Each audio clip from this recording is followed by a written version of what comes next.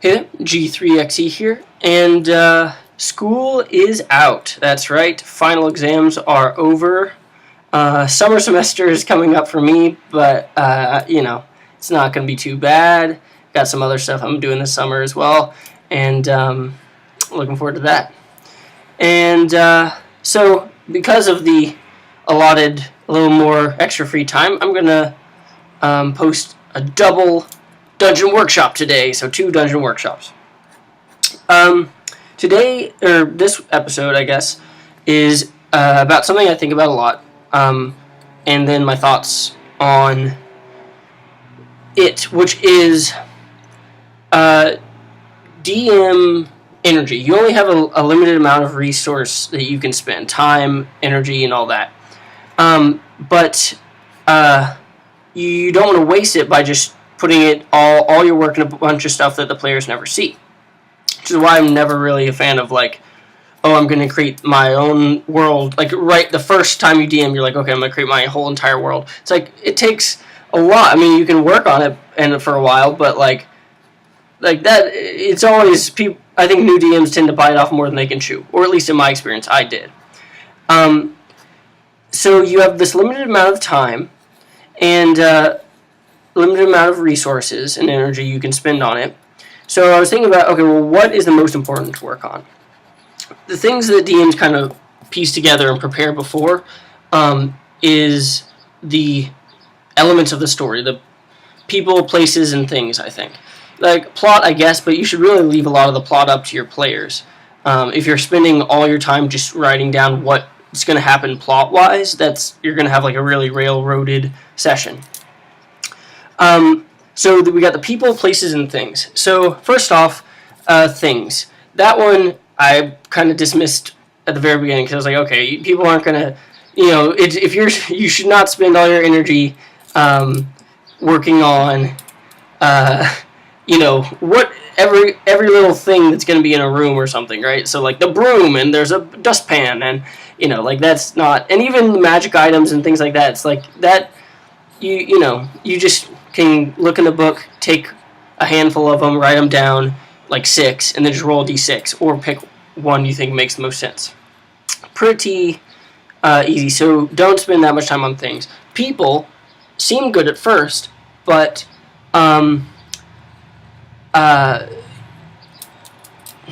getting too far into someone's backstory and all that can sometimes backfire, because a lot of times players either don't like a character that you've made and actually like a character that you hadn't put any time into, or the character you would put all the time into dies, or for whatever reason is not part of the story. And that can also lead to railroading, because the DM's like, oh shit, I put all this time into developing the backstory of this one character, but the players just breeze right by him and don't want to talk to him, so like they kind of force it, which players suck, or I'm sorry, oh god, which players feel like sucks. And in general, it's better if you don't have everything done before the players get there. You shouldn't have the most interesting things in people's lives have happened before the players arrive, because that's also boring. So just a little bit of backstory and a little bit of personality and things that they might say or values they hold is better for when you're getting people prepared or characters prepared.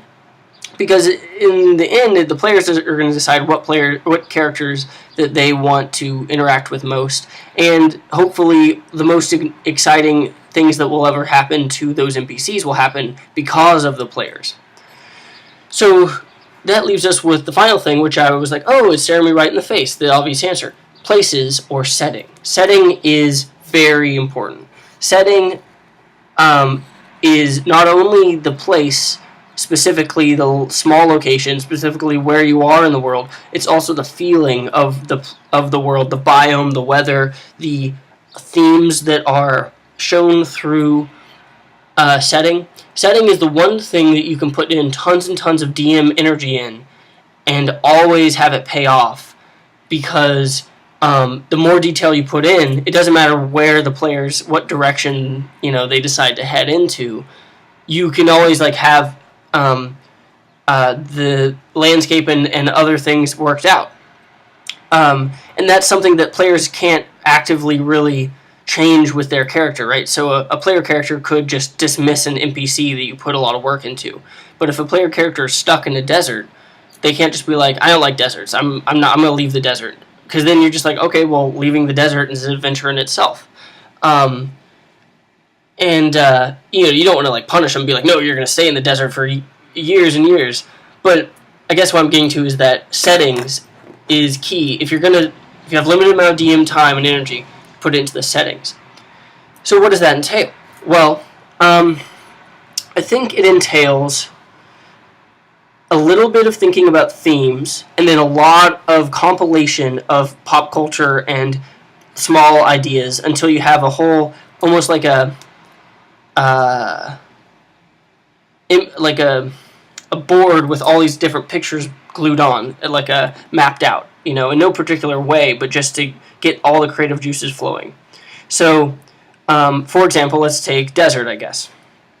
Desert setting, so you're going to want to spend time thinking about, okay, what type of desert is it? Is it like Sahara, hills of sand and nothing else, camels traveling, or camel-like creatures that travel or cross it are the only things that can do it? Or is it going to be more like American West, cowboy-type desert, cacti and brush and like dry grass and more pioneers, living out in the prairie? Or is it going to be a combination, right? So what does that entail?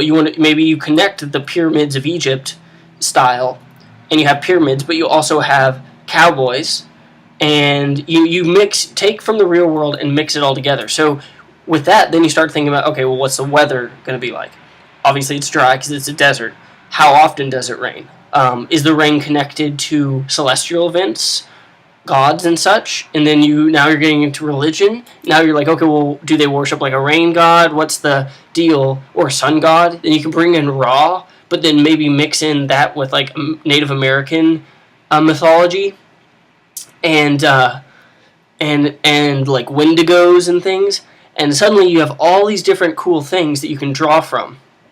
Then, even in setting, when you get more specific, putting detail into the whys and hows of a city always pays off. Because if you have answers for that, it really buffs up the realism. And no matter what the players end up doing, they'll feel it within that city or town or village, they'll feel the realism. So, if there's a desert town, it probably needs to either have a well or be on like a river like the Nile, right? Or maybe they have a magical source of water. There's like tons and tons of things you can do. And when you start answering these questions, you start putting together the picture of the world.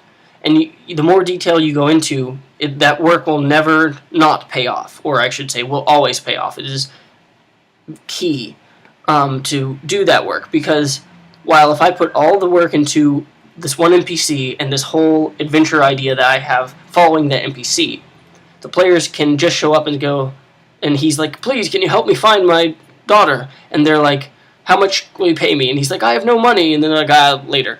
Or something like that. Maybe they're kind of heartless in that sense. But I'm just spitballing. But they could disregard the NPC, and then now you're having to completely just make up things as you go.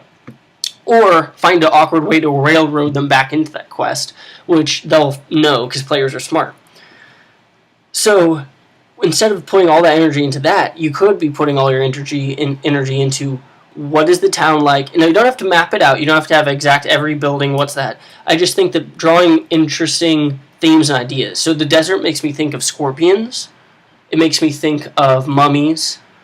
The cowboy American desert, cowboys, makes me think of saloons and shootouts and brawls and horses. So maybe cowboys in this desert ride scorpions, big giant scorpions that run really fast. And then maybe, there are saloon brawls, but they, just combine all those elements, and maybe like there are,